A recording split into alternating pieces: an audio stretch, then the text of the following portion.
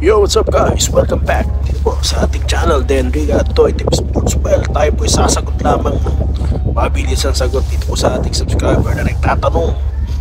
No, shoutout muna kay Ginachero. Okay. So, sabi niya po, kung meron daw po bagong player in this conference. Well, ang sagot ko po dyan, no, base po sa mga kaganapan ngayon sa performance ng Ginebra, basa ko po wala rin naman po sinasabi sa legit sources, but of course yung mga future po hindi po natin nalalaman yan. Okay, maliban na po mahulaan ito pero wala po, no, kasi nagpapatay naman tayo sa legit sources. Alright, so yun lamang po ang ating komentaryo guys for today. Sakto po yung ilaw, no, pabalik na po ako sa aming lugar, no, makikita nyo na po ako ulit sa regular na po natin studio. Alright, so maraming salamat po guys.